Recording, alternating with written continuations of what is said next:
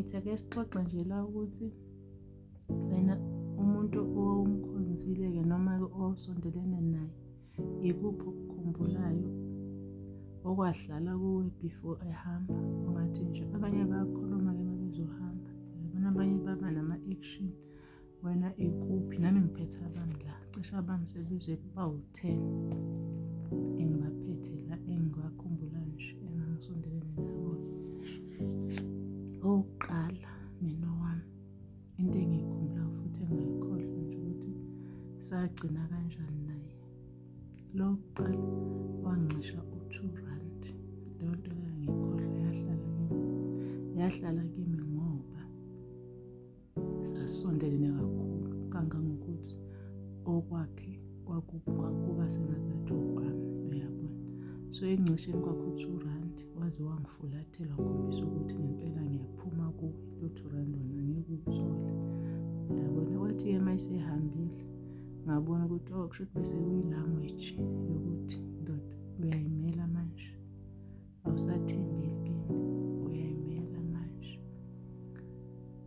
Lo wesibili yena wangicela nje wathi, ngicela ungigadele iy'ngane zami, wazisho ngamagama wathi ngicela ungigadele lezi iy'ngane zami lezi, uyabona. Ngavuma nje ngathi okay, angangaba nemibuzo nami ngavuma nje. Kodwa uma sekwenzeka kwakhathi kubuya-ke kimi ukuthi hawu, lo muntu ebekhuluma ngale ndlela nto, ebekhuluma ngoba esazi ukuthi yena wenze njani, uyahamba. Ngangikhohlwa-ke bese kuthi lo yena ngathi ngifika ngibuye eGoli, wangibamba ngesandla wangisemsamo, wangithula-ke kwaba ngasekho ukuthi nangu umntanami, yafika ubuye eGoli, yabona, wakhuluma. Kwaba ukugcina kwami-ke naye lo, yabona. Ngasikhathi futhi mina ngangumzalwane, kodwa angaswele umzalwane ogxekayo noma ohlukanisayo, uya-understand. So kwakungasiyo into engako, into yabaphansi kimi, kodwa ngangingasiyo futhi umuntu owalayo ekhaya uma bengigcinela izinto. Angithatha nje ngesandla, wafika wakhuluma-ke, wakhuluma. Bese kuthi lo, into engiyikhumbulayo nje ngaye ekugcina kwami ukumbona, wageza ngikhona, wakhombisa ukuba umuntu ohlulekayo nokuma, uyabona. Wakhombisa ukuba umuntu ohlulekayo nokuma egeza. Angikukhohlwa-ke futhi lokho. Bese kuthi lo, ngikhumbula kahle-ke futhi lo, kwakuwo-2006 lo yena kwakubanda khona lamakhaza wafika 2006 lakhethika, wakubanda wacela ijakhethi kimi. Hawu, nami ngamangala umuntu uthi ngikhumula ijakhethi mina nami ngiyinikeni, kuwukuthi wayegqokile nje ijezi noma kungasona-ke ijakhethi, kodwa kuyathi hhayi ngicela ngiboleke ijakhethi. Hawu, nami kwaba uyabona le nto, ungali vele kodwa ungayingeni nje indaba yakhe, yabona. Hawu, umuntu alala ngalelo langa waphathwa ikhanda lamakhaza, i-meningitis, wahamba. Mase ngiriwayinda, hayibo lo muntu uthe ngimboleka ijakhethi, nejakhethi yami ngayingenaso isigqoko, uyabona leli khanda elingena ngendlela, kodwa ngisho phela ukuthi ngiyayidifenda ukuthi mhlawumbe kuthiwa ngamnika ijakhethi, kodwa sengiyasho nje ukuthi into engingayikhohlwa leyo.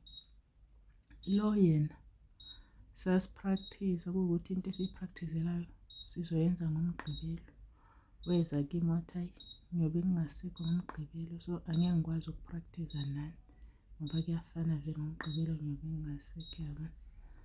Hhayi mina ngathi okay, yabona, ngathi okay.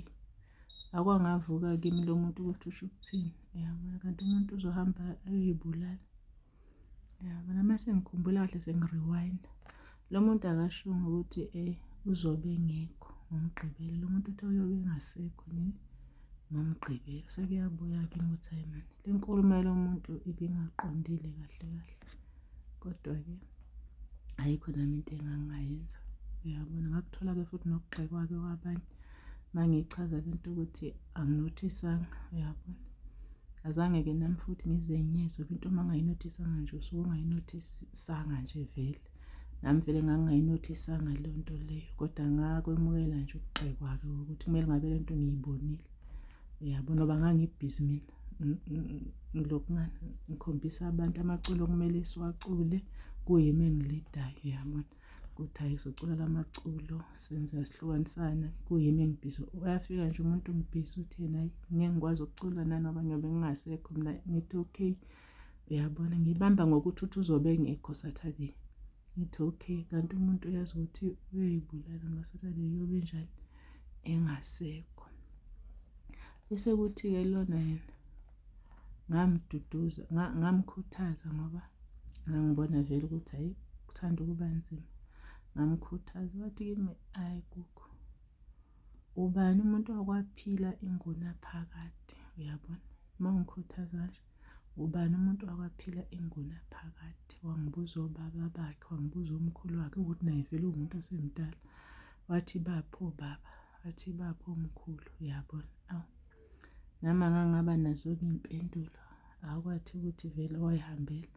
Ngabona-ke mina ukuthi hhayi noma engashongo straight ukuthi useyahamba. Uyabona kusho ukuthi kwase kuyindlela yokungitshela ukuthi hhayi Gugu, ungangikhuthaza nje ungikhuthaze kodwa mina sengiyagoduka.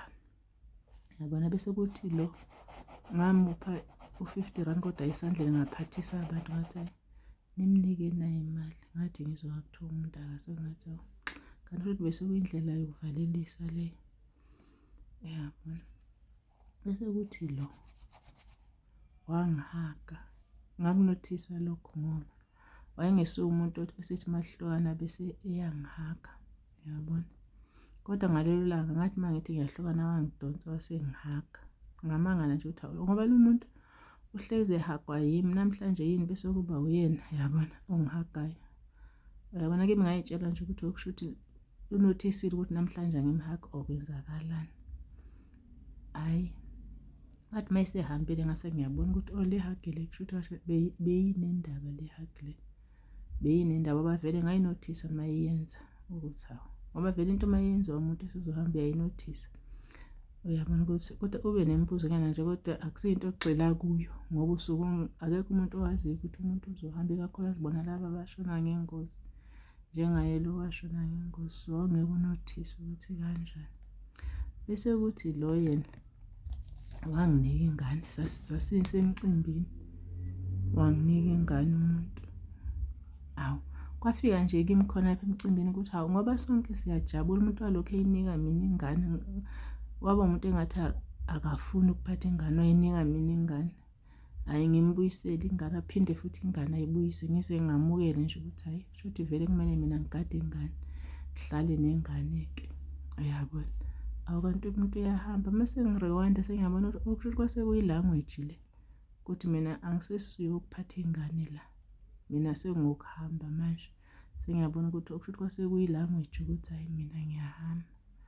Uyabona kuba nzima-ke uma uhanjelwa abantu abaseduze nawe noma abakukhonzile ngoba isikhathi esiningi uhlale nje uthule ngokukhala.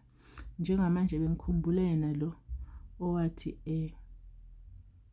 ubani wakwaphila ingunaphakade, wangibuza obaba nomkhulu wakhe ukuthi baphi bona mawukuthi yena sibheke ukuthi uzophila inguna. Bengikhumbule yena nje uma ngibakhumbule futhi akwenzeki ukuthi ngibakhumbule kanye kanye. Yabona ngiyakhumbula nje ukuthi ngikhumbulwa yedwa izinto esasizenza, uthole ngikhala kwesinye isikhathi.